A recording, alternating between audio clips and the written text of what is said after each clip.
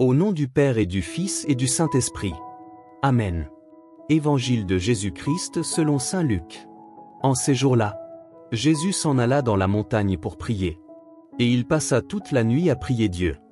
Le jour venu, il appela ses disciples et en choisit 12, auxquels il donna le nom d'apôtres, Simon, auquel il donna le nom de Pierre, André son frère, Jacques, Jean, Philippe, Barthélemy, Matthieu, Thomas, Jacques fils d'Alphée, Simon appelé le Zélote, Jude fils de Jacques, et Judas Iscariote, qui devint un traître.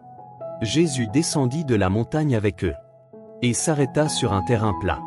Il y avait là un grand nombre de ses disciples, et une grande multitude de gens, venus de toute la Judée, de Jérusalem, et du littoral de Tyr et de Sidon.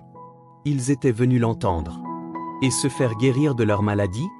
Ceux qui étaient tourmentés par des esprits impurs retrouvaient la santé, et toute la foule cherchait à le toucher, parce qu'une force sortait de lui, et les guérissait tous. Acclamons la parole de Dieu. Seigneur Jésus, l'Évangile nous dit que tu passas toute la nuit à prier ton Père. Au matin, tu as choisi tes apôtres, et des foules immenses sont venues vers toi, pour écouter ta parole et trouver la guérison.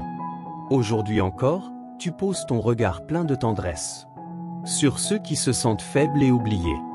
Nous te confions particulièrement les personnes âgées, celles qui vivent dans la solitude, celles qui portent la fatigue des années, et les blessures du corps.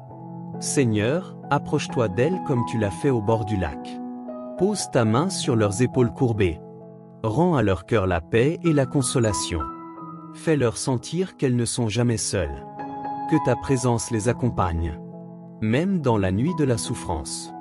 Seigneur, que leur vie, même fragile, reste un témoignage lumineux de ta fidélité, et donne à chacun de nous un cœur attentif, capable de les entourer d'amour, comme des enfants entourent un père ou une mère. Car en toi, Jésus, nous trouvons la force, la guérison et la vraie espérance. Amen.